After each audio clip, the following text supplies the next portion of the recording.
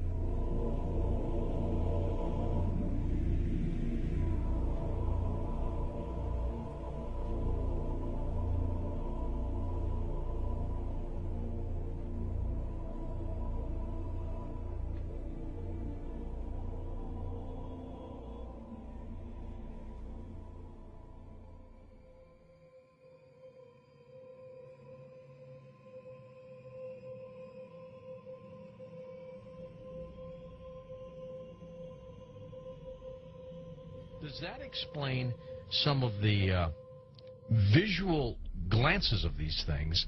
They seem to just simply disappear. They're gone.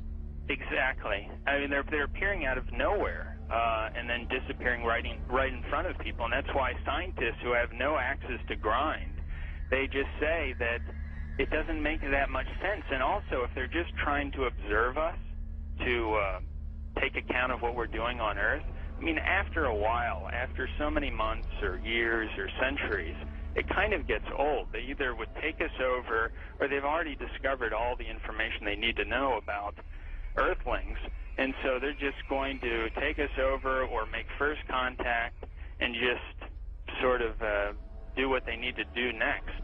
To endlessly observe us, it doesn't make any sense.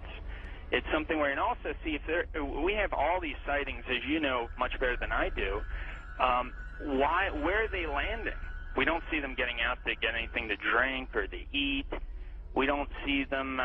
They've never tried to make contact with any large amount of people in a major city, and so this doesn't. And also all the endless medical procedures that the people who have claimed to have been abducted, you know, why the endless medical procedures? I mean, if we're talking about such an advanced race of alien beings, they don't need to do that over and over and over again. Interesting perspective. Let's talk about some of the facts out there of evidence that may support your conclusion that the UFOs are spiritual phenomena, not physical, like so many other people also believe. What can we pinpoint again? Well, again, it's something where you cannot have a material or a physical being penetrating the ground, penetrating the water, appearing in front of people, then disappearing instantly, and then also changing colors, sometimes only when they're accelerating, with every color in the spectrum has been reported.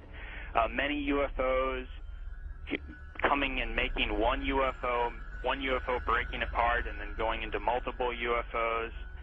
It doesn't make sense. And then not only just that, but to get into the fact of how far they're traveling and the speeds that they would have to travel, and just the other problems with cosmic dust and traveling at the speed of light, and then running into those bits of cosmic dust, the explosions that would be created, the amount of energy that would be consumed and traveling from these distances.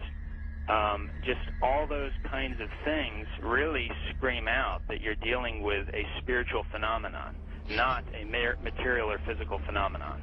There does seem to be a deception here, because I've always wondered, you know, my gosh, if they're that benevolent, if they're that understanding of humankind, make yourself available.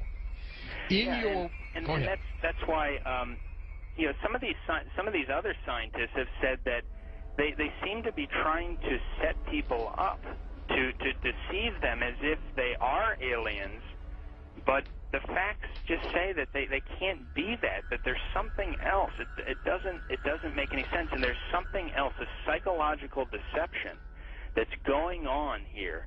And many of these scientists say, I don't know what it is, but we've concluded that it's got to be that. It's got to be something bigger is going on here than just them trying to show people that, yes, you know, here's a UFO that you're seeing now, we are aliens, that there's got to be something else going on here, on top of the fact that the characteristics of them show that they just cannot be some material or physical craft. Do you think humans are involved in the deception? I'm losing my voice here. I gotta pop it back. As far as I think there have been deliberate hoaxes that have been perpetrated, and you know, it's an interesting statement. I mean, there are many that could be quoted, but Gordon Creighton, who I know you know of him, probably, who died in 2003, he made this statement in the British journal Flying Saucer Review. He said, quote, "There seems to be no evidence yet that any of these craft or beings originate from outer space.